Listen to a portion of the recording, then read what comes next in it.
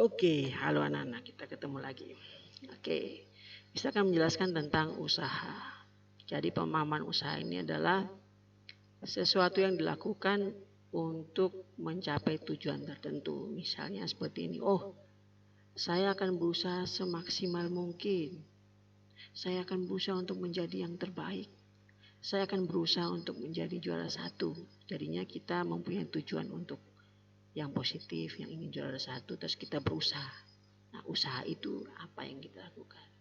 Nah, itu pemahaman usaha secara umum. Jadi kita akan masuk ke pemahaman usaha menurut fisika. Jadi kita perhatikan dulu gambar ilustrasi berikut. Nah, di sini ilustrasi pertama adalah gambar seorang anak yang lagi menarik sebuah beban. Bebannya itu dengan sudut sekitar 45 derajat. Jadi gayanya tidak tegak lurus. Jadi dia membentuk 45 derajat dan perpindahannya melakukan usaha. Jadi ketika dia tidak tegak lurus, maka perpindahan tersebut dikatakan sebagai usaha. Karena dia juga mengeluarkan energi. Nah, untuk ilustrasi yang kedua, ini adalah seorang atlet sedang mengangkat besi. Selama barbel bergerak ke atas, atlet melakukan usaha. Dan selama barbel diam di atas, atlet tidak melakukan usaha. Jadi kenapa ada usaha?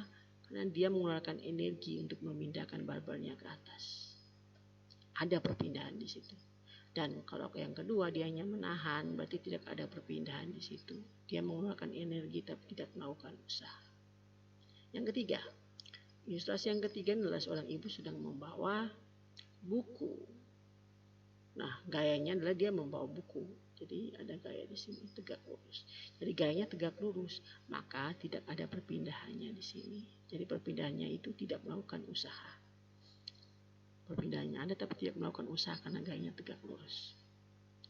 Nah, yang keempat, ini bukan orang lagi olahraga ya. Jadi mungkin agak lagi bingung ya. Nah, jadinya dia lagi mencoba untuk mendorong tembok. Nah, di sini dia mengeluarkan energi tapi tidak ada usaha yang dilakukan karena temboknya tidak bergerak. Jadi, dalam fisika, usaha itu adalah gaya yang menyebabkan benda berpindah.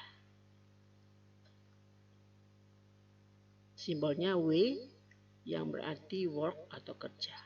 Itu usaha. Kalau mau usaha ya kerja. Nah, kayak gitu. Jadi W sama dengan F gaya dikali dengan perpindahannya atau jarak. Ini berlaku ketika tegak lurus, ketika searah dengan perpindahan. Nah, kalau seandainya membentuk sudut tertentu, maka kita gunakan rumus yang kedua yang di bawah. Sama seperti pembelajaran dinamika partikel kemarin.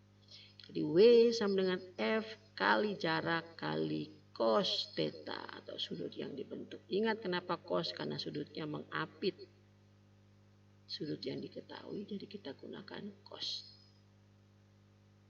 Untuk satuannya, untuk usaha satuannya adalah joule. Dari mana? Dari Newton, gaya, dan meter.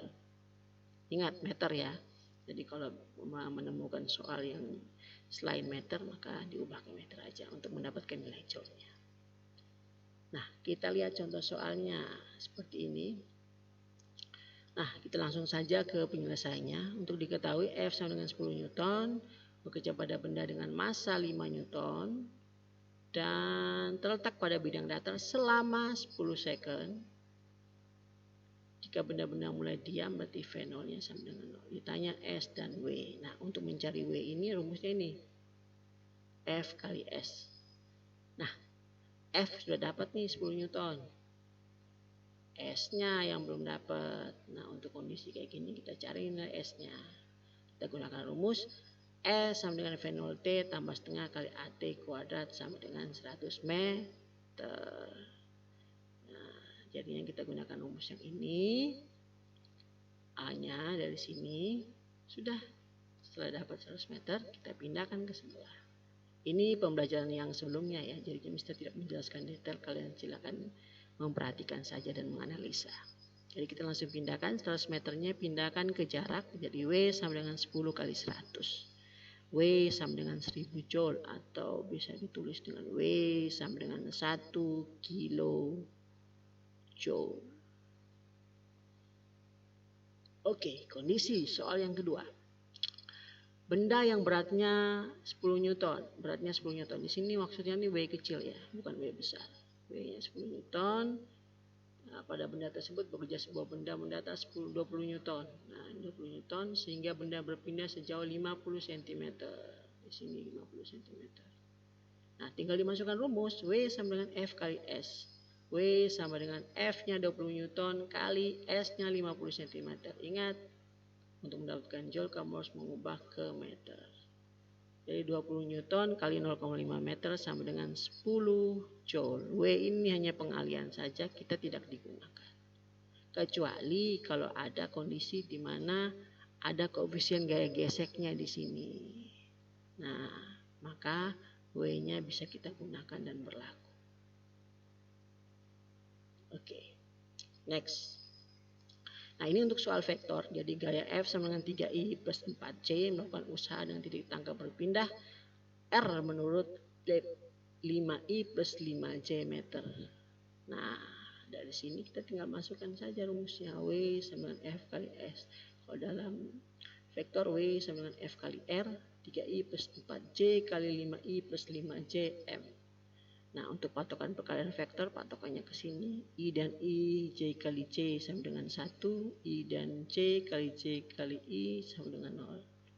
Maka, gunakan perhitungan matematika dikali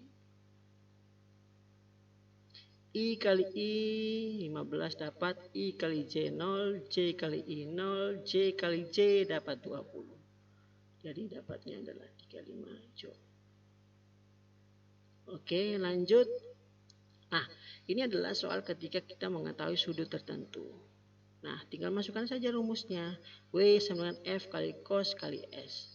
F-nya sudah diketahui 50 Newton, dapat. Masuk. Cos-nya sudah diketahui 60. Nah, jaraknya sudah diketahui di sini 8 meter. Dah, 50 Newton kali setengah kali 8 sama dengan 200 Newton. Nah, untuk berikutnya kita akan menghitung tentang usaha dari grafik. Nah, ingat, kita akan menghitung dari grafik. Pemahamannya seperti ini, perhatikan. Ini grafik pertama adalah grafik dengan gaya konstan. Nah, ini jarak yang terjadi. Perubahan jaraknya dari X awal, dia berpindah ke X2. Nah, kalau dalam grafik, berarti perpindahan di bawah gaya yang berwarna hijau, inilah yang disebut dengan usaha. Dan kalau dipindahkan ke dalam grafik, maka luas raster ini adalah W. Usaha adalah luas raster di bawah grafik. Nah, untuk grafik yang kedua, ini adalah kondisi di mana gayanya berubah-ubah atau tidak konstan. Jadinya di atas, kadang dia di bawah, kadang gayanya gede lagi, kadang gayanya kecil lagi.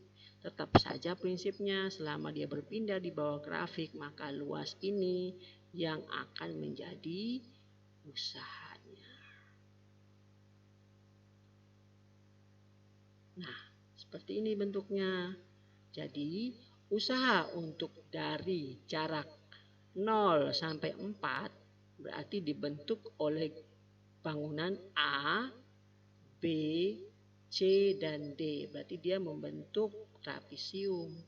Maka luas ini adalah luas dari jarak 0 sampai 4 adalah usaha yang dilakukan dari jarak 0 sampai 4 meter.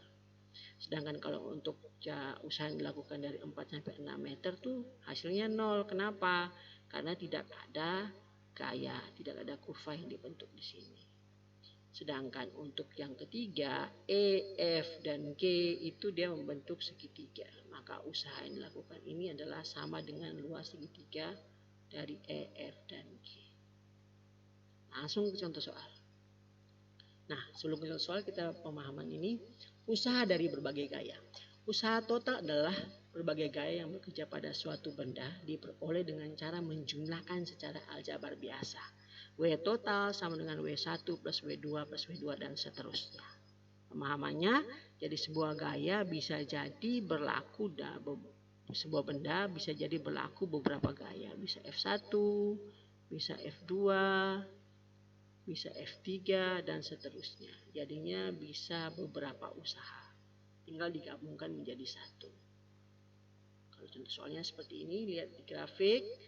Kalau grafiknya seperti ini, pemahamannya bisa jadi F1-nya sudah bergerak dengan 8 Newton.